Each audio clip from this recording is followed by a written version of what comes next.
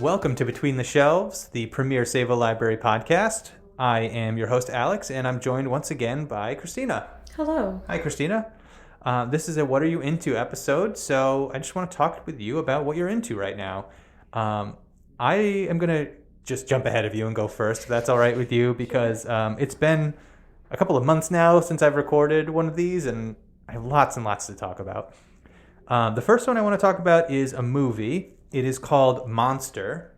It is a Japanese movie directed by Hirokazu Koreeda. I hope I'm pronouncing that right. He's one of my favorite directors who's working right now. He also did the movie Shoplifters that came out a few years ago. It was one of my favorite years that came out, I think 2018, if I remember correctly. And I think it was nominated for Best International Picture. Fantastic movie. Highly, highly recommend it. It's actually available on Canopy right now if you have the Canopy app that you get with your Save a Library card. So you can watch it for free right now. Anyways, this is his newest movie. Here's like the description that it's listed as on Letterboxd. When her young son, Minato, starts to behave strangely, his mother feels that there is something wrong. Discovering that a teacher is responsible, she storms into the school demanding to know what's going on. But as the story unfolds through the eyes of the mother, the teacher, and the child, the truth gradually emerges. So it's sort of like a Rashomon-style movie set in the modern day where it will tell a story and then it will rewind back to the beginning of the story and tell it again from a different perspective. And it does this over and over and over again, several times. So it starts with the mother, then the son, then the teacher, then the son's friend, then back to the teacher, so it does it over and over again. And each time it peels back a layer of what the truth of the story actually is. So it keeps you super engaged the whole time. Like every time you watch it, you're like, oh, I know who the bad person is. But it does that every single time you go through this loop. You're like, oh, this person's wrong. Oh, this person's right. Oh, this person's a monster. And this person's in the right. And it keeps you on your toes. And it's so well done. The director does a fantastic job just keeping you highly engaged. It's just directed so well. And the writing is fantastic. It won Best Screenplay at the Sundance Film Festival this year, or in 2023. And I think it's easily in my top 5 movies of the year. And as if you know me, I watch everything. So that actually means something. It was snubbed at this year's Oscars. It's my number one snub of the movies I've seen this year. It wasn't nominated for anything, which I think is like an absolute disaster. It deserved everything. It deserved it for directing, screenplay. The performances are fantastic. It's just such a well done movie. If you like mysteries, thrillers, if you like character studies, like it works on all of these levels. I can't recommend it highly enough. Sakura Ando is the mother. She has an amazing performance. And the actor, his name is Aita Nagayama, who I've seen in other things before. He's very, very good too. He does such a great performance because when the movie starts off, he plays such an unlikable character. And then throughout the movie, as you start to peel layers back, he starts to become sympathetic, if not likable. And it's just all around, like everybody who was involved, who touched this movie, just turned in an A+ job, and I really, really recommend it. So again, the movie is called Monster, and the director is Hirokazu Koreeda. So that should be coming out soon. I streamed it, but it should be coming out very soon on DVD. So check that out. I'll definitely have it at the library. Kristina, do you have something you want to talk about? Yeah, so I just started playing Dredge on my Switch. So you're just playing as like a fisherman and you're just fishing, but spooky things happen at night. And that's really the whole game. There are quests and stuff. You have objectives and like side quests and stuff. But most of the game is just fishing and fish-based. And I didn't think it would be as addicting as it is. Yeah, I talked about this in an episode a while back. I played it too. I really, really love this game. It was one of my favorite games that came out last year. The gameplay loop is very addicting. Like, I totally agree. It's like you fish, You manage your fishing inventory on your boat. You sell the fish for money. You upgrade your boat. You're able to catch new and different, more fish. And then it just loops over and over and over again. And it's highly, highly addictive, very satisfying. Yeah, and there's just like something sinister going on in the background that you don't quite understand. So I actually only started playing it like 2 days ago, and I'm on the last chapter, essentially, of the game. So it's also pretty quick to play, I think. But the fishing mini game part of it is so much fun. Just like, you have to time your hits, I guess. I don't even know. Yeah, there's different like aspects like where you can dredge up stuff from the bottom of the ocean, and there's like a certain button mashing kind of mini game that is involved with that. But then there's also like there's different mechanics for actually fishing, which has a separate mini game. So it's not just like you clicking a button and you catch the fish. Like you have to be a little bit more involved. Yeah. And also they're all different like shapes, and then you have to play fish Tetris to get them into your cargo. And you manage your inventory, exactly. Yeah. And the vibes of the game are super interesting. Like they're very creepy, but not, I wouldn't call them scary. But and you can actually turn them off. Oh, really? To some degree, yeah. Because I was trying to find a different setting, and there's one where you can turn off some of the, I guess, the more jump scary ones. So it's at night. So it's just sort of the vibes ones that you get. Like sometimes in the middle of the night, a bunch of eyes will just appear to be watching you. And you're like, I guess I should stop fishing now and go to bed. And you have like a sanity monitor too. Or if you hit, I don't even really, I guess more spooky things happen. Yeah, the more insane you are. The longer you're out in like deep waters in complete darkness, the more your insanity meter rises. Yeah. And then as spooky things start to happen, that will make the insanity meter go up even higher. Yes, and it doesn't go away till you go to sleep. So even if you stay up all night fishing, you will be insane the next day. And you'll start to hallucinate and things. Like you'll see monsters swimming in the waters around you, or like a cliff face will just appear out of nowhere, and you have to avoid. You can get attacked by scary sea monsters sometimes who destroy your boat. Yeah, it's pretty cool. And like all the ports you stop at have all like weird townsfolk that you have to interact with, like creepy mayors and fishmongers and things that are all add to that creepy vibe. It's like it's described as like a Lovecraftian sort of horror. Yeah. But there's like these unknown creatures from the deep, and very ominous. Yes. So I'm enjoying that. I'll probably be done with it too soon. Yeah. That was a really fun game. It definitely stuck with me. All right, the next thing I want to talk about is a show I recently finished. It's Fargo Season 5. This is a show on FX and Hulu. I watched it on Hulu. It's an anthology series, which means each season is a standalone story. Each season is like a mini-series. This is the 5th season, and it's sort of a return to form, I think, for the series. Have you ever seen this show before? No, I've seen snippets of it because my dad watches it, though. Okay. It's a noir sort of story. It's been described as like Scandinavian noir because it's set in Fargo, and it's always in like a snowy landscape. It's very like the movie Fargo. If you liked the movie Fargo, you should definitely be watching the show because it nails that same vibe. So basically, it's a show about ordinary, quote unquote, Minnesota nice folks that get embroiled in some sort of circumstances out of their control, and they get pitted against some nefarious characters, sometimes diabolical or otherworldly characters in some cases. So the previous season 4, was kind of a departure from that formula. It was more like a historical, like mob story almost, which didn't really work for me. It was my least favorite of the seasons, but this one goes back to that Fargo feeling.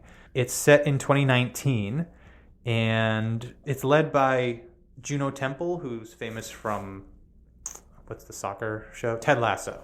Anyway, she plays a woman named Dot, a mother, she seems kind of like a meek kind of housewife, but she gets, again, like embroiled in this, not mystery, but circumstances happen where she upsets the local police department and has a bounty put on her head, effectively.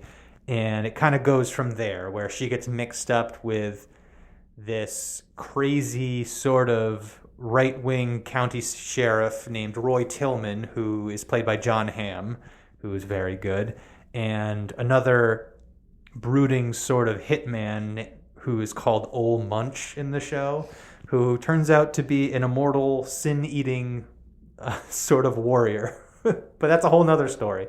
There's lots of interesting tidbits that go along with the show. The show starts off with an absolute bang. Like from the moment one of the first episode, it doesn't waste a single minute. Like it just goes right into the action. All the performances are fantastic. The characters I just mentioned are the highlights for sure. But all the supporting characters are great. There's a police officer who sort of becomes Dot's ally. Two police officers that become her ally. They're both great. And then her mother-in-law, who's sort of this like billionaire sort of financier, banker sort of character, who sort of comes off as like this cold, manipulative character, sorts of has like a shift in her arc along the way, and all the performances are just fantastic. Yeah, it's just a great show. The finale is fantastic. It kind of subverts all the expectations that are kind of building up to that point, without spoiling too much. I hope I didn't spoil anything there. But it's just a great show. It perfectly balances like the high tension and dark humor that the series is known for. And I'm really thrilled with this season. I highly recommend it. And I'm a big fan of Noah Hawley, who's the showrunner for Fargo. I think he's, right back into his wheelhouse with this season. And I'm really excited because he's also going to be showrunning the new Alien series that comes out on Hulu this year or next year. And I'm a huge Alien fan, so I'm really excited for that. So so Fargo season 5, check it out. You can skip right ahead to season 5 if you want. None of the seasons are related. So yeah, Fargo season 5. Kristina, what are you into? I'm also been watching Fantasy High, which is a D&D actual play series that takes place, I think it's sort of described as like John Hughes meets like your typical fantasy world. So it's about a group of students who attend Eggford Adventuring Academy, and it starts like their first day of school there. And they live in like what we would consider like a normal contemporary time. They have cell phones and stuff, but if they go outside, it's like a regular D&D world or just like a regular fantasy world. So it's just these teenagers dealing with all of their teenage emotions on top of having to save the world because it's a D&D campaign. It is on Dropout, but I believe the first 2 seasons are also available on YouTube for free. So the Dungeon Master is Brennan Lee Mulligan, and then it has his normal group of other people also from Dropout. And it's just fun to watch. It is long. D&D actual plays, I guess, are known for being hours long. So these try to stay under 3 hours per episode, which seems like a lot, but compared to like Critical Role, it's like half the amount of time a Critical Role. Yeah. You can always pause it. Yeah, and they're like more lighthearted, and it's supposed to be a comedy show, so it is very funny. They have lots of bits. They did a live season too on Twitch, and it has the most unhinged vibes. It started in 2019, and it went until like March 20th of 2020. So you could also sort of see the unhingedness increasing in early 2020, where they have to go from playing this game in person to playing online to finish it up and stuff. So it's really fun. If you like D&D, it's a fun, like easy to watch actual play. Is the previous seasons that are on YouTube, is it a continuous story? Yes. Okay. So this is from Dimension 20 is like the name of the overarching show. And they do like different campaigns. They tend to do shorter campaigns. Maybe like this would be considered a main campaign. And they do side quests. And main campaigns tend to be about 20 episodes long. And they tend not to be continuations, but Fantasy High is the only one that is sort of like a continuation of itself. And they just started junior year. So there was the freshman year, sophomore year, and then junior year just started a few weeks ago. Nice. All right, awesome. What is the show? It's Dropout? No. Dropout is the network. It's Dimension 20, Fantasy High. Fantasy High. Sounds cool. The last thing I want to talk about is a game that I finished over my sabbatical. So in 2024, my intention is to only play my backlog of games. I'm not going to buy any new games. I'm only going to play my backlog that is considerably growing. Christina's nodding like, yeah, sure, you're going to do that. We'll see. So far, so good.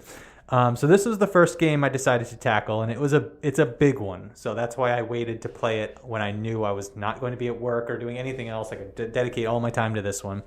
The game is called Yakuza Like a Dragon. It came out in 2020.